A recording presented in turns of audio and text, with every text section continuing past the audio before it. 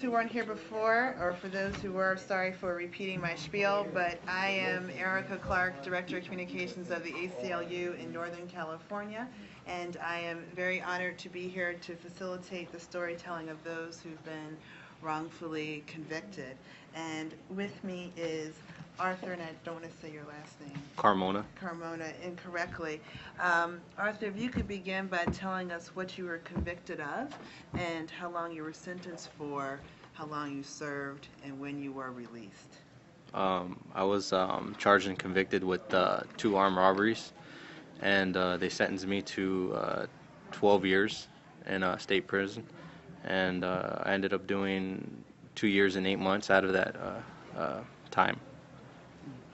So when were you released? I was released in 2000, I believe it was September. I don't remember the exact date. So what was going on in your life before this whole arrest and Well, before that, before that I was just being a kid. I was 16 years old. I only got to be 16 years old for 7 days. And then after that, that's when everything started. So what happened? I was walking down the street. Well, actually, I took off on my bike, and I didn't have a helmet on, so I ended up dropping my bike off at a friend's house that I had called, and he said it was all right to drop it off. So I dropped it off and ended up walking to my friend's house because we were supposed to meet at one of my friend's house. While I was walking, I noticed that there was a helicopter, pretty low and circling around me, but I mean, I didn't really pay attention to it. I just looked up, glanced at it, and then just kept walking. And after a while, I noticed that it kept, right where I was at. So I mean, that kind of, I was like, what's going on around here? So still didn't bother to, like stop and try and figure it out. I just kept going to my friend's house 'cause that's what I was supposed to do. So, after a while of walking, I heard a car come up really quick, door open, really fast, and then hearing somebody say, "Don't move or else I'll shoot you." And I'm looking around like, what are you talking to?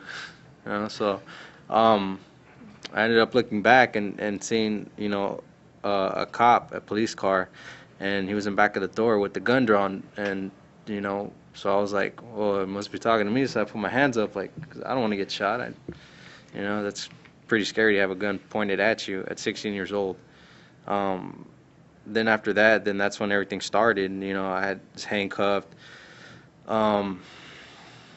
I was handcuffed, and then sat on the curb, and then a bunch of other cops came, and then I believe some of the witnesses from the robbery came, and they looked at me, had me look up, left, right, side to side, everything, and later on they ended up putting a hat on me that I later on found out that was used in one of the robberies, and they ended up putting on me, and I told them don't put it on me, it's not my hat, and they told me that, yeah, it's your hat, and they put it on me, and there was no way I could take it off because my hands were behind my back with handcuffs. So they had me again look, left, right, side to side and everything, and I can see, people like from maybe about 10 car lengths away from me, pointing at me and saying, yeah. So I was guessing at that time that those were the people who had got robbed, and and I was right. So ended up getting taken to the Irvine Police Department, and then from there, it was like, questions, and where were you at, and this and that. I'm only 16 years old, and they're asking me all these questions, and it's hard for me to memorize everything. So later on I did, but I mean, for people to drill me with questions, it's like, I might say something wrong, which I accidentally did, and I didn't tell them certain things, so they ended up making it look like I was lying or something, So then after that, that's when I went to juvenile hall and found out what that was like, and never been there before. And I was scared, excuse my language, shitless, and having to go through all the problems and feelings and what's going on.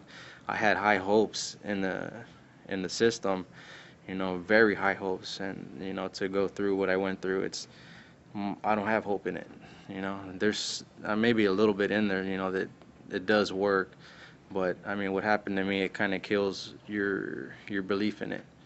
So from there, you know, that's when everything, you know, all my feelings and all of that came about. I started thinking a lot, and started I got suicidal, I got angry, I got pissed off, you know, all these bad feelings was there the whole time.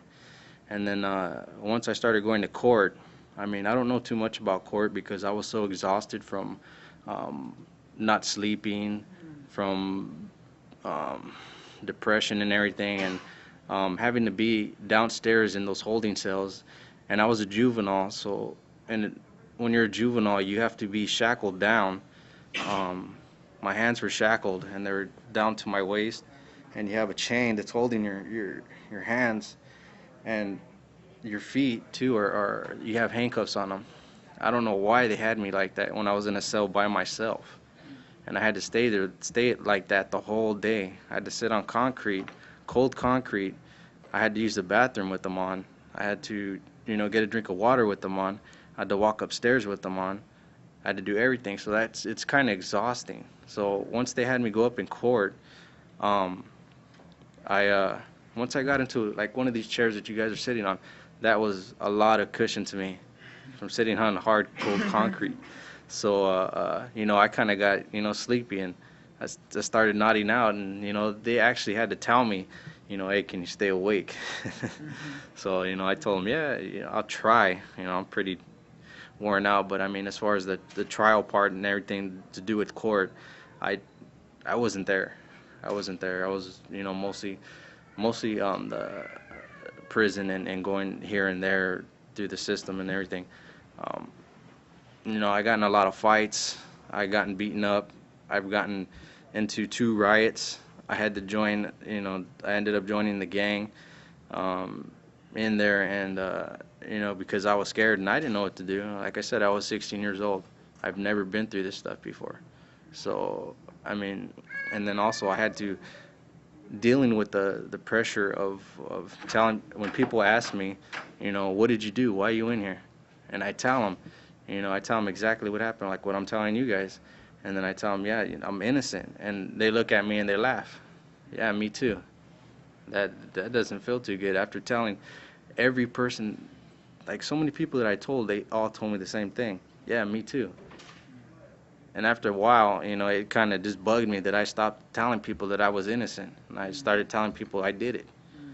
So that was a way of me dealing with it, you know, because me telling people this and that, it kind of bugged me even more, and I got more depressed and all the other feelings. So I stopped telling people I was innocent, and from there, went through juvenile hall, YA.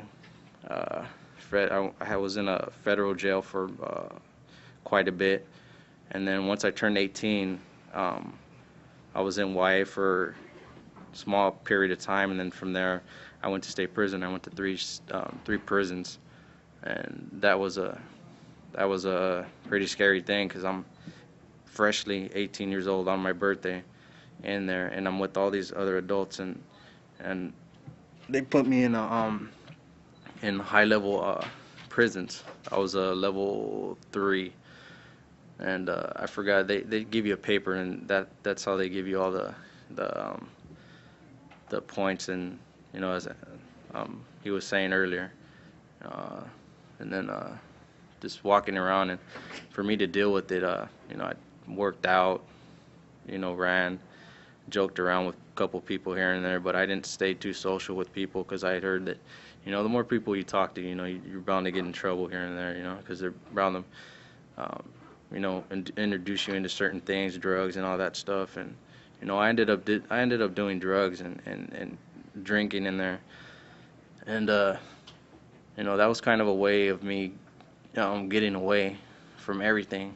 You know, I smoked the weed in there, and I kind of got stoned, and you know, it was all right, you know, because I got to get away from those couple minutes that I was high.